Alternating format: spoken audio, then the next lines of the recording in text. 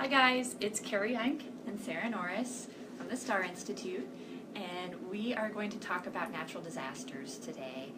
It's something that has been in the news a lot lately.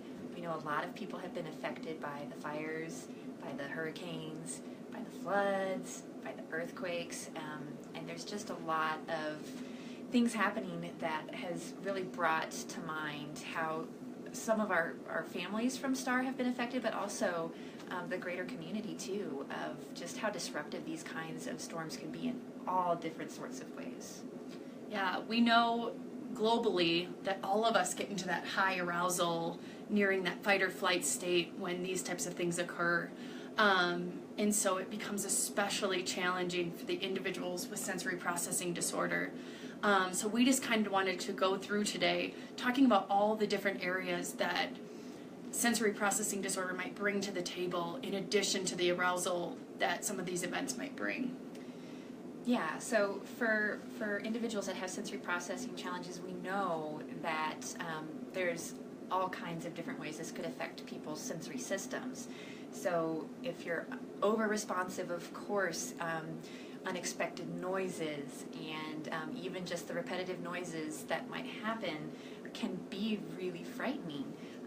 And also the lighting changes and things just feel weird. Your perceptions of the world get distorted for a while because with, let's say smoke or with wind or with rain, things do weird stuff during a storm or during a natural disaster, and it can be really unexpected and hard to process because it just goes outside of what your normal predictions of a sensation are. Yeah, thinking conversely about individuals with sensory underresponsivity, their challenges are going to be much different, of course.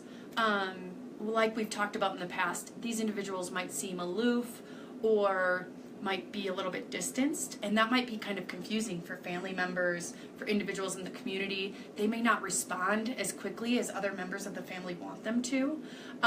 So it might even mean that they need more input in order to be responding at the rate that they need to be responding at. Yeah, and I think there could be like a lack of responsiveness to the danger that the situation might have. So, for the over-responsive people, they're going to over-respond to that danger and tend to go to worry about the worst case scenario that could happen. And that can be a really scary place to go. But for the under-responsive individuals, they may not really see the danger, and they may just want to ignore it and just do their thing. And then thinking about sensory cravers, we think of storm chasers, honestly. People that might be really thrill-seeking and want to experience the storm to the extreme, say go outside in the middle of the hurricane and do things that are not safe and that go against better judgment, but if they crave that intensity in a sensation, it's a draw for them to want to be involved in that. So definitely considerations for all of those different modulation of how they respond to sensations. But I think the other one that's really huge is thinking about the praxis.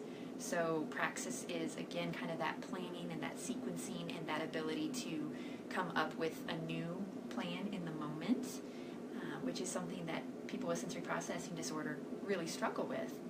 Several of them do. So thinking about how that can impact their ability to go through a natural disaster, it does add another layer to the difficulty and the challenge of handling that. So you want to talk about some of the ways praxis can impact? Yeah, sure. So thinking about natural disasters and individuals with praxis, thinking about planning. It's a whole new set of plans that you probably haven't done before. As a parent with SPD, having to do that for your family could be really stressful.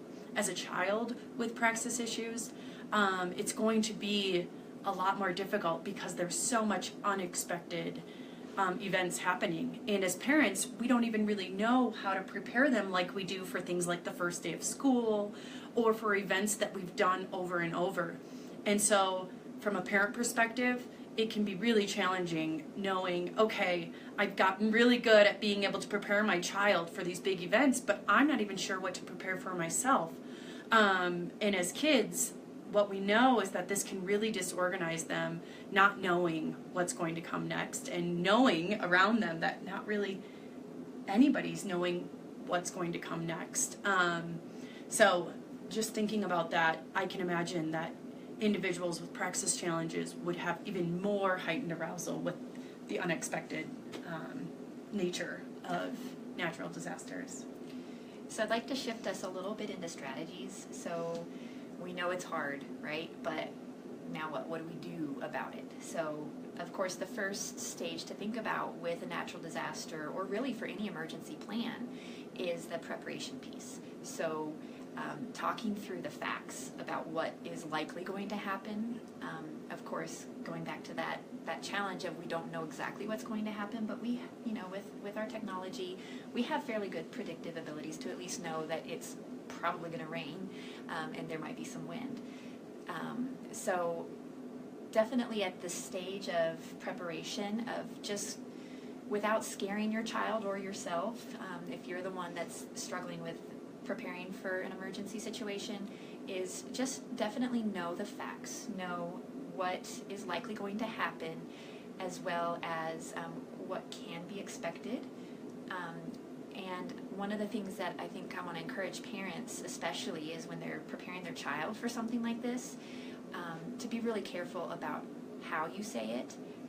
And I think it's really important to stick to the facts and use really neutral language and stay away from those judgment words or those emotion words that can really prime the child to be scared. So if you say a big scary storm is coming and we need to be really worried about it, then the child, of course, is going to be really reactive to that. So it's better to say, we know that there's going to be a lot of rain coming and a lot of wind, or whatever the situation is, if you are able to prepare for it. Yeah, this kind of goes on the concepts of emotion-based discipline. It's something that we use a lot at the Star Institute, and thinking about not placing emotions on your child, but also conversely, if your child is expressing big emotions, which is likely, if they're expressing anger, sadness, fear, some really simple strategies, and it's obviously not so easy in the moment, but some strategies that we talk to parents about are validating those emotions and letting your child know, yes, I know you're fearful right now. Letting them know the rules again. A big one that we talked about was letting your child know that it's going to have an ending, giving them the timeline of it's coming tomorrow, but it's not going to last forever. Temporal pieces can be a really tricky thing for individuals with SPD. And so making sure they know a timeline can be a really great thing to add on. So after we give them kind of the rules and kind of laying it out in a very factual way like we talked about, then giving them some ideas of how to handle whatever emotion it is that they're having can be really helpful. It can be helpful for adults, adolescents, children with SPD. It can be helpful for every family member in these types of scenarios. Absolutely. I think the other part of the preparation process is definitely talking about plans and talking about the preparation stage.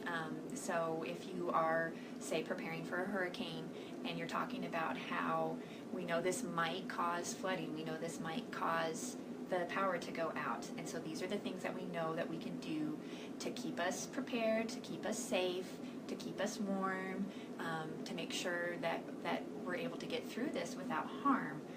Can be really helpful to actually share that information, not with kids that are too terribly young, but more of the elementary age and older, so that they know that this is something that you're taking seriously and you're also confident that you can handle it. I think that's really important for kids to get that sense, and to even have a part of, maybe they go to the grocery store with you and help you carry the water, or something so they feel like they have a job and they're not helpless. Yeah, and I think kind of wrapping up, a big message that I want to send to parents and individuals who are currently affected or maybe will be in the future is to have grace on yourself. As parents, as spouses, as siblings to individuals with SPD, I know it can seem like, how in the world am I supposed to implement these strategies right now when my own arousal can't be in check? And what I want to say to you is to have grace with yourself. These types of situations aren't easy. They're not easy for any of us. So having grace on yourself, giving yourself a moment to say, it's okay that my arousal can't be as managed today. And I think your children and your spouse, your siblings will really resonate well with that. Definitely. I think that that's something that's really important to do during the event as well. So sometimes these events are unexpected and they are surprising. And of course that brings a lot of emotion and reaction. But I think even if you are prepared for it and you have planned for it, even going through the experience itself, no amount of preparation can make you truly prepared to emotionally experience the event. So I think part of the preparation process can include trying to think of ways to make the most of it. An example is playing flashlight games, or having some sort of special treat that you do when the power goes out, or having something to kind of offset the challenges, making sure you have a really well-stocked sensory toolkit for yourself and your child. Even if you don't have sensory processing challenges, making sure you have something that makes you feel comfortable and safe is absolutely paramount when your external environment is not safe. So I think that's something that's really important. But beyond just having the strategies, having that emotional space for yourself and for your family and for your loved ones as you're going through this experience, that if your child or your spouse or your friend can handle physical touch, that's a really good time to cuddle and just reassure each other that you're together. Yeah, all of us here at the Star Institute just want to extend our love and support here in Colorado to all of those affected, and reach out if you have any questions, any concerns. We're happy to answer any questions that we can. Thanks, guys.